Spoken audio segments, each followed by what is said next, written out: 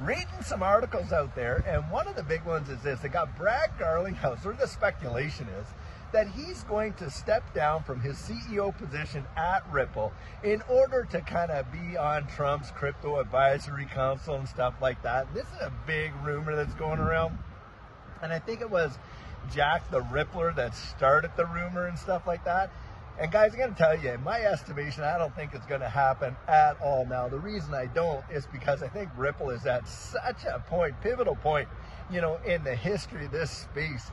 And to be able to spearhead, what's going on and to get that regulatory clarity, to have this whole case literally put down and stuff like that. I think Brad Garlinghouse is really excited about remaining and maintaining his position of CEO there over at Ripple. So I don't think that's going to happen. But maybe, and perhaps, he is able to maintain both, like maintain his CEO position over there with Ripple, and by the way, sit on the advisory council. That may very well be. Now, if they're asking him to be the chairman of that council, that may require a bigger commitment, and as a result, maybe then, he would leave, Ripple, if that's going to come to pass. But like I said, I really don't know. I don't believe that it is, and this is what you got to think about.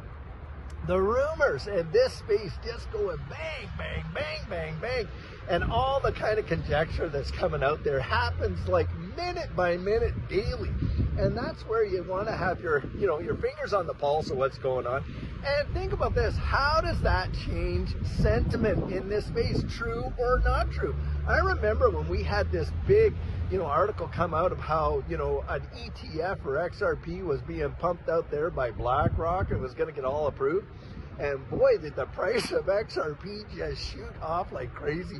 And the whole thing was just nothing but a bunch of baloney. And of course, what happened next? Well, the thing dived down, right? Like that. And yet here, we know for a fact now, we got, 8 or 9 different applications for, these ETFs for XRP. And we got more, positive and bullish sentiment that those are going to get approved. And yet, you're seeing no movement. It's kind of like the whole once bitten, twice shy kind of deal, right? And so, for me, I just take those things as a grain of salt, that's for sure.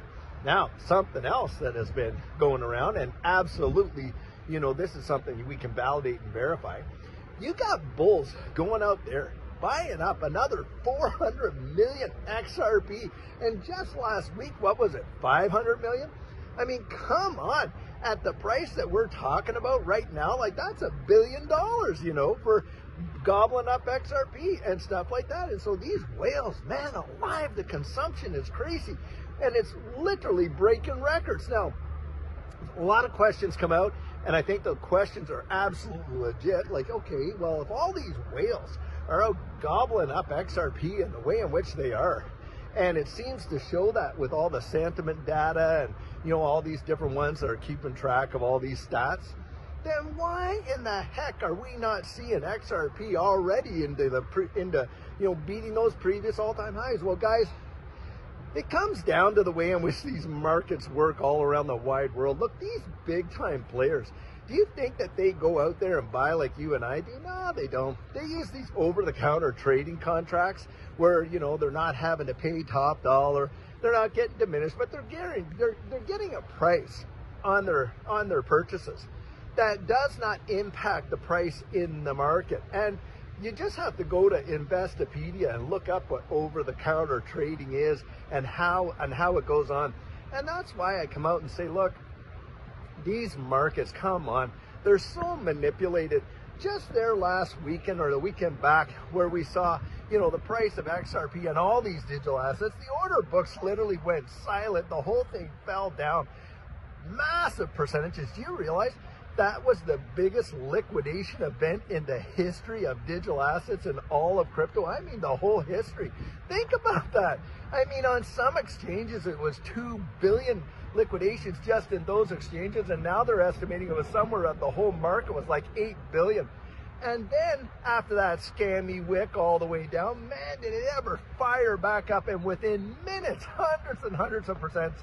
Guys, that is total manipulation that goes on in this space. That's how I see it. That's how these markets are played. And you can't allow yourself to get toyed around like that. Know what you hold, goodness sakes. And don't be all tied into the day-to-day price action, because when you are and you lose focus like that, wow, are you ever fuel for the fire? That's the way I look at it. Now, having said that, I had to laugh. I'm looking at these comments, you know, in the videos and stuff like that. And I'm laughing because people are saying, oh, ho hum, and it's saying, but it can't move the price and all this and that. And I'm thinking, you would think that they wrote this thing, literally they copied and pasted it from what they put in there many months ago when XRP was only 30, 40 cents, right? And they're seeing the same exact FUD now that we're, what, at 250, 240 and things like that? Come on. This is the kind of thing, and yet they're hoping that people are going to get taken in by that, get scared away, and what. And of course, new people, yeah, they're feeling that kind of pressure because they're not used to this space. You stick around a little while, and boy, oh boy, do your eyes get opened up, and then you become desensitized to that FUD. And you want to build your confidence, of course, on what you know yourself, right? Doing that research and everything like that. And that's kind of how Judy and I definitely did it. Like, we just researched everything till we got to the point where we were able to make our decisions, and we made it based on the confidence we were getting from that research that we were doing right there. But you know, a lot of people, they don't know where to look, they don't know how to look, they don't know what a strategic plan is, or even how to, here, let me get my nose a little itchy, how to set one up. They just don't. And you want to help them, you're trying to help them, you know, do that. But then of course you got other people on the other side that are literally trying to ruin them, wreck them. And you're thinking, what's the motivation here? Why on earth would you waste your time if you didn't believe in it, going to all these different channels and everything like that, dropping all of this FUD, putting in your butts and all that kind of stuff to make the comments? If it's a nothing burger, if XRP is really nothing, it's just nothing, it's going to be nothing, then why spend all the energy and expend all that, you know, doing that time and energy, fudding it like that? Well, because guys, the reality is that's how it works, right? They don't want you to get out there and actually benefit from what's coming and stuff like that. Come on. And they feel threatened. They feel like there's competition. Hey, Bitcoin maxis, there can be only one. And so they just lay it as thick as